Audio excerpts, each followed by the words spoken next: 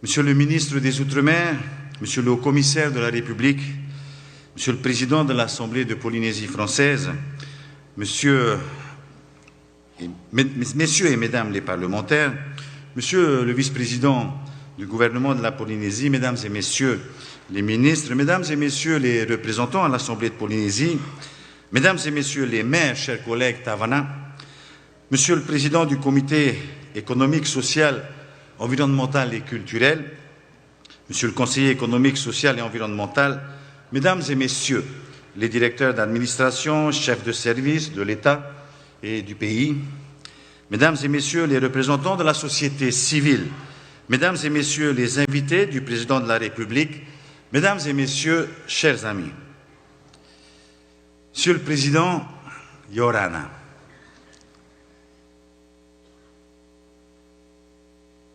Te akaiki, tahaoa, kutau nui, kaoha nui.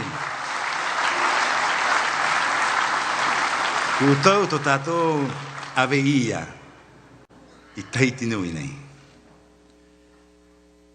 Te taki nui, kuraora.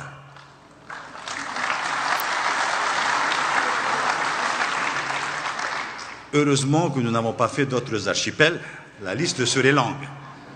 Chers amis, c'est un grand honneur de partager ce moment avec vous en compagnie de nos invités, nombreux qui sont présents ce soir, mais aussi et surtout avec l'ensemble des Polynésiens qui nous regardent à la télévision, qui nous suivent à la radio et sur les réseaux sociaux. Mais avant tout, je voudrais m'excuser auprès de vous pour ce retard. Car effectivement, le président de la République a eu l'occasion de rencontrer les maires des Marquises, de rencontrer les maires des Tuamotu, mais il restait les maires des îles du Vent et des îles sous le vent. Je voulais éviter une crise. Donc effectivement, nous avons pris sur le temps du président pour qu'il puisse effectivement rencontrer tous ces tavanas, toutes ces personnes qui s'investissent pour nos communes. Monsieur le Président, vous êtes ici, sur le site de l'ancienne caserne Broche. C'est de cet endroit que le bataillon du Pacifique, nos 300 Tamaris volontaires, sont partis rejoindre leurs frères d'armes pour défendre la mère patrie en avril 1941. 75 Tamaris volontaires sur les 300 ne reverront jamais leur famille et leur terre. Ces héros ont contribué à l'histoire de la France renaissante et à la gloire de leur unité militaire. Merci, Monsieur le Président, d'avoir pris le temps de saluer et d'honorer ces héros au travers des familles que vous avez rencontrées ce dimanche en face, juste devant le monument aux morts. Depuis votre arrivée, vous avez appris beaucoup sur notre vaste territoire, sur ses habitants et sur leur attachement à leur culture et à leur identité. Ils ont aussi beaucoup appris de vous. Toutes ces mains que vous avez serrées, tous ces enfants que vous avez embrassés et portés, toujours la même question. Quand reviendra-t-il? Impossible de répondre. En tous les cas, vous le savez, puisqu'ils nous l'ont dit, Monsieur le Président, il faudra annoncer une date de retour.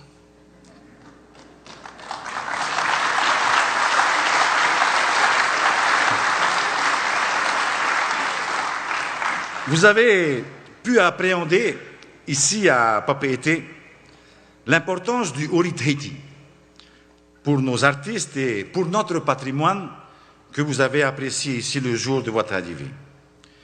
Vous avez pu ressentir la pureté de la nature et la profondeur de la culture ancestrale des Marquisiens qui aspirent à faire inscrire leur trésor au patrimoine mondial de l'UNESCO. À Manihi, dans l'archipel des Tuamotu, vous avez compris la complexité de la vie et de la gestion de ces petites communautés distantes et isolées.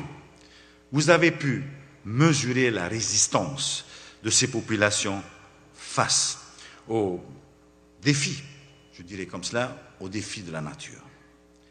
Ces multiples contraintes nécessitent des efforts permanents et des ressources importantes pour que les habitants qui y résident puissent bénéficier de conditions de vie acceptables en dépit d'une vulnérabilité accrue sous l'effet du changement climatique. Là-bas, vous êtes allés spontanément à la rencontre de ces personnes pour les saluer et surtout pour les écouter et être, en définitive, en communion avec elles. Enfin, au cours de votre séjour, vous avez pu échanger avec de nombreux acteurs de la vie économique du Fénois. Au-delà des aléas de la conjoncture, leur regard reste orienté vers le futur et l'intérêt que vous avez porté à leurs préoccupations est effectivement de nature à les assurer. Au nom de toutes ces entreprises, au nom des chefs d'entreprise, je tiens, Monsieur le Président, à vous remercier très sincèrement pour les aides massives qui ont été apportées par l'État durant la crise sanitaire, sans quoi, et je le dis clairement, de nombreuses entreprises et de nombreux emplois auraient bel et bien disparu aujourd'hui. Grâce à l'extension à la Polynésie française des dispositions des PGE, des prêts garantis par l'État, du Fonds de solidarité de l'État, du dispositif de prise en charge des coûts fixes, de multiples artisans, artistes, commerçants, travailleurs indépendants ont été préservés de leur précarité, de la précarité, voire même de la pauvreté. Je n'oublie pas le prêt accordé par l'Agence française de développement en 2020, garanti par l'État, qui a permis de financer en urgence les besoins du pays et surtout ceux de la Caisse de prévoyance sociale, de la CPS. Là encore, Monsieur le Président, au nom de tous les assurés sociaux de notre pays, au nom de tous les retraités qui ont pu recevoir leur pension, de toutes les familles qui ont bénéficié de leurs allocations familiales, de tous les patients, de tous les malades qui ont été pris en charge par l'assurance maladie, je vous dis merci.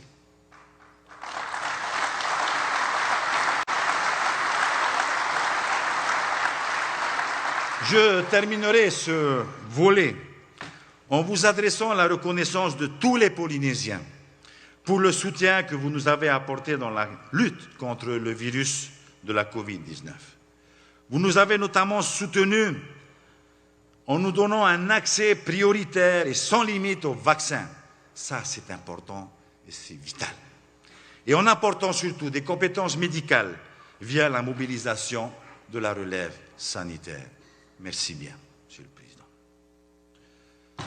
Votre déplacement s'inscrit dans le prolongement de la table ronde de haut niveau que vous avez souhaité et organisée à Paris au début du mois de juillet dernier, en réponse aux préoccupations légitimes des Polynésiens. Je retiens que les membres de la délégation Orekotika, la parole vraie, sont revenus satisfaits de ce déplacement. Ils ont perçu comme moi l'évolution de la posture de l'État et de ses représentants sur ce dossier bien particulier. La lettre que nous venons de recevoir de Monsieur le Premier ministre Jean Castex est venue confirmer ce changement de paradigme. Les premières mesures annoncées répondent en partie aux revendications récurrentes des associations et du pays.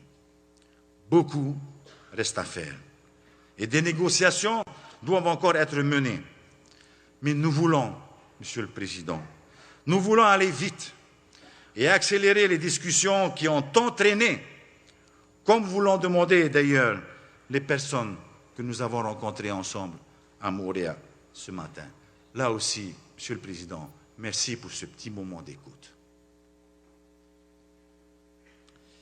Mais ensemble, avec la bonne volonté de tous, et en nous reposant sur la forte impulsion que vous avez initiée, nous parviendrons à mieux répondre aux attentes des Polynésiens, et là, je reste optimiste. Monsieur le Président, mon vœu le plus cher, et je le crois partagé par le plus grand nombre d'entre nous, est de tourner cette page afin de regarder sereinement l'avenir. Nous avons besoin de regarder ensemble et sereinement l'avenir. Je souhaite enfin que les familles qui se déchirent encore sur ce sujet clivant trouvent dans nos réponses le chemin de l'apaisement et de la paix. Mais qu'on se comprenne bien. Tourner la page, ce n'est pas la déchirer ni l'oublier. C'est simplement en ouvrir une autre pour écrire les chapitres à venir et construire un monde meilleur pour nos enfants, qui respectent leur histoire, mais surtout qui les prépare aux défis de demain. Monsieur le Président, vous le savez, je suis profondément attaché à notre statut d'autonomie qui offre à notre collectivité l'opportunité de se gouverner librement et démocratiquement, tout en demeurant ancré dans la République, et vous savez que j'y tiens. La conjugaison de l'action du pays et de l'État constitue donc, à mes yeux, la condition nécessaire pour atteindre les objectifs ambitieux et légitimes auxquels aspirent nos Polynésiens. Il me paraît tout aussi important de veiller à notre stabilité politique et à notre unité pour que ce partenariat avec l'État soit le plus efficient possible, sans à-coups et dans la durée. J'appelle cela, Monsieur le Président, la concorde. Concorde entre les Polynésiens, concorde entre les communautés, mais aussi concorde dans les relations entre la Polynésie et la France. Mon cher Président, sans vouloir engager la Polynésie française dans des aventures institutionnelles périlleuses, comme certains le suggèrent, je suis convaincu que notre statut ne doit pas demeurer figé, comme le prévoit d'ailleurs son article 1er. Dans cet esprit, après plusieurs années de préparation d'ailleurs, une réforme importante de notre statut est intervenue en 2019 sous votre impulsion, Monsieur le Président. Elle a permis d'inscrire dans notre loi fondamentale la reconnaissance du fait nucléaire, d'améliorer l'organisation, le fonctionnement et la stabilité des institutions du pays, l'a permis d'encourager l'action communale et intercommunale, a permis de faciliter le règlement des problèmes fonciers et de favoriser l'administration numérique et la dématérialisation des échanges. Dans un monde en mouvement et en transition, la Polynésie doit, elle aussi, s'adapter en temps réel pour être plus efficace et mieux servir les desseins de la France et de ses habitants dans la région. Des évolutions seront utiles. Et il me semble que cette démarche rejoint l'esprit de la réforme initiée par votre gouvernement à travers le projet de loi relatif à la différenciation, à la déconcentration, à la décentralisation et portant diverses mesures de simplification de l'action publique locale. Monsieur le Président, ici, il y a deux peuples, disait le général de Gaulle le 6 septembre 1966. Cette formule du général a de fait constitué le fondement de l'attitude de la République qui a toujours consenti à l'avancée des libertés et de l'autonomie. Nous voulons être dignes et fiers de notre autonomie. Nous voulons être respectés pour ce que nous sommes avec nos qualités, mais aussi nos particularités. En termes d'intégration régionale, je considère comme un succès l'acceptation de la Polynésie française au Forum des îles du Pacifique, comme nous le savons tous ici, est l'instance politique de dialogue de la région. Cette décision des États membres du FIP, cette décision des États membres est la reconnaissance implicite de notre autonomie, qui nous permet effectivement désormais d'intégrer et d'interagir d'égal à égal avec nos amis du Pacifique. Ainsi, nous pouvons être l'un des acteurs crédibles et permanents de l'axe Indo-Pacifique qui vous tient tant à cœur. Et le fait d'être français et polynésien dans un contexte géopolitique tendu autour du bassin Pacifique est pour moi une chance. Monsieur le Président, la crise sanitaire et ses conséquences systémiques nous invitent à repenser notre modèle et à consolider notre résistance, notre résilience. Vous l'avez répété à plusieurs reprises depuis votre arrivée en Polynésie. Je partage cette analyse et fort heureusement, une partie du chemin est faite.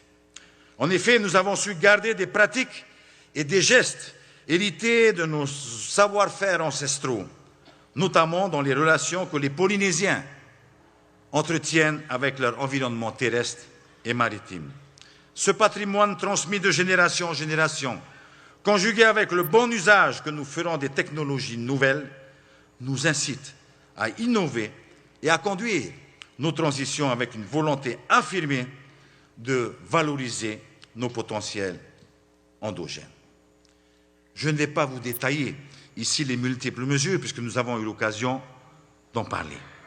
Vous connaissez désormais notre détermination pour les faire aboutir. Mais je souhaite enfin évoquer quelques mesures qui sont importantes à mes yeux, Monsieur le Président.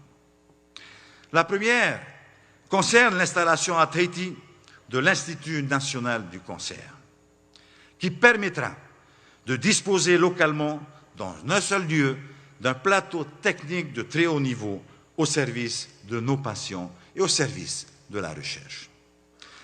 La seconde préoccupation concerne la création d'un fonds d'investissement qui serait dédié principalement à nos politiques de transition. Ce fonds serait en partie doté par l'État et qui viendrait compléter utilement les dispositifs de financement existants. Il s'agirait ici d'accompagner des entreprises et des initiatives innovantes au bénéfice d'acteurs économiques ou associatifs engagés dans le changement. Nous les avons ensemble, encore une fois, entendus hier soir. La troisième concerne la demande de prêt que nous avons déposée auprès de l'Agence française de développement, auprès de l'AFD et de l'État, pour financer notre plan de relance, mais aussi pour soutenir notre sécurité sociale, la CPS, et surtout notre compagnie Air Tahiti Nui. La garantie de l'État permettrait de finaliser cette opération prochainement. Nous attendons votre réponse, Monsieur le Président, mais je vous remercie par avance.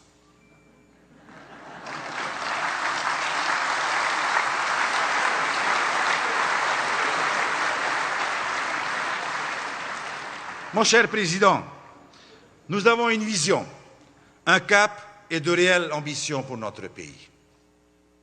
Nous avons la volonté d'agir vite et bien au bénéfice des 280 000 habitants de nos archipels et en particulier, je pense aux jeunes, à nos jeunes qui veulent bâtir leur avenir ici.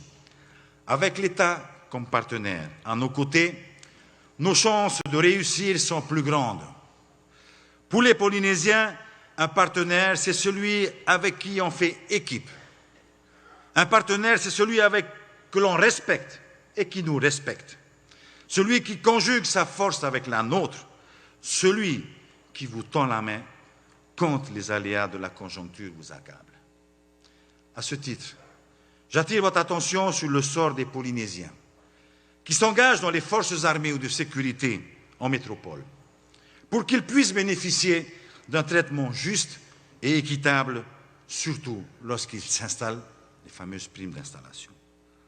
Outre la retraite, il y a le sujet des fonctionnaires d'origine polynésienne, je veux parler des enseignants, de la police nationale, des militaires de carrière, qui ont toutes les peines du monde à faire reconnaître le centre de leurs intérêts matériels et moraux, ici, en Polynésie.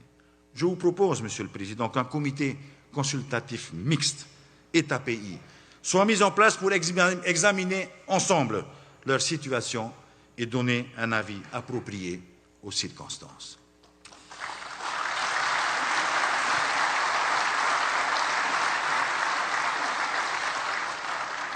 Mon cher Président, j'ai probablement été un peu lent. Pas trop, mais un peu. Mais l'occasion de recevoir le chef de l'État est suffisamment rare pour ne pas en profiter.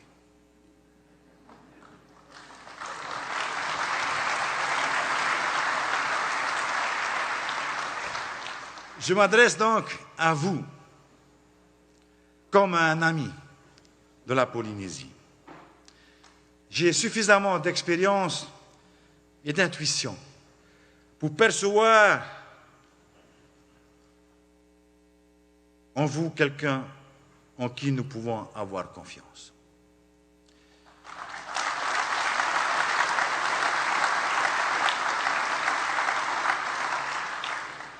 Sur qui nous pouvons compter pour partager nos peines et nos liesses.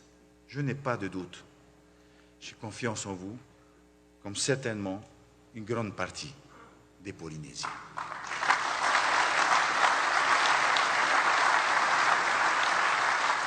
Vous avez d'ailleurs constaté que ces Polynésiens sont honorés de vous recevoir.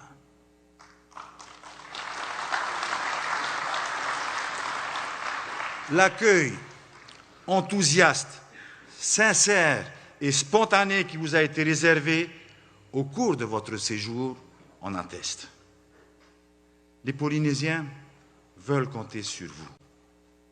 Veulent compter sur vous pour défendre avec conviction cette nouvelle vision des relations qui doivent exister entre la Polynésie et la France. Ce nouveau paradigme, comme vous aimez à le dire, qui se consolidera autour du respect, de la vérité et de la confiance rétablie.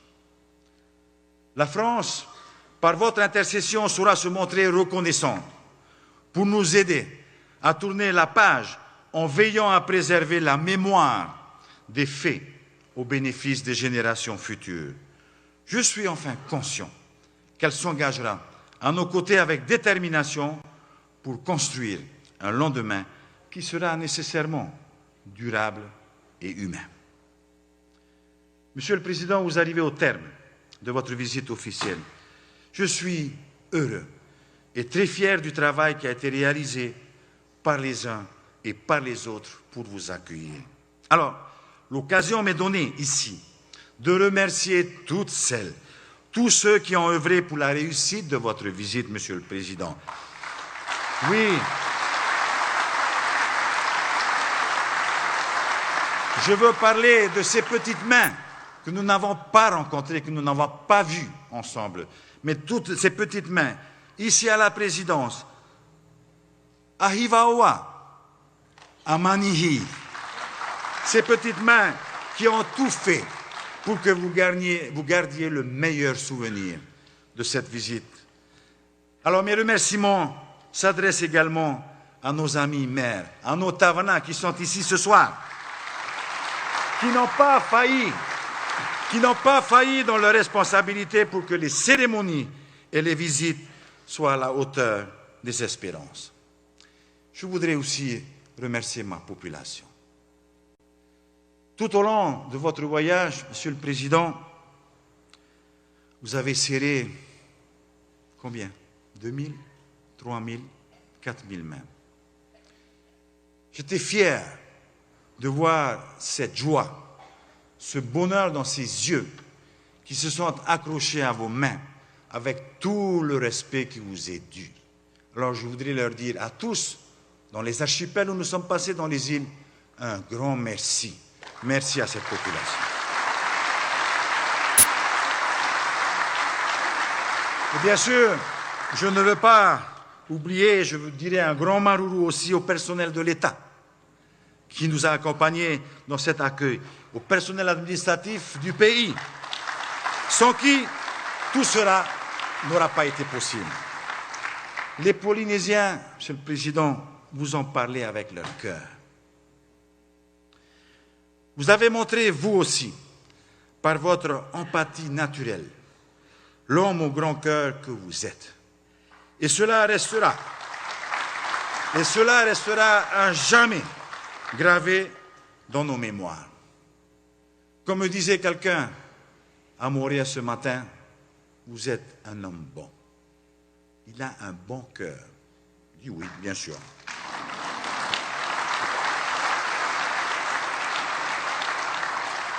Chers amis, Cher Président, merci de nous avoir consacré ces 3 jours. Je crois que c'est le plus long séjour qu'un président ait consacré à la Polynésie. Merci surtout d'avoir pris sur votre temps de visiter nos frères et sœurs des archipels. C'était tellement important pour eux. Et vous l'avez mesuré vous-même en allant sur place. Alors, que Dieu nous bénisse tous. Que Dieu vous bénisse. Monsieur le Président, vous bénisse, vous et votre chère épouse. Vive la Polynésie française, vive la République et vive la France.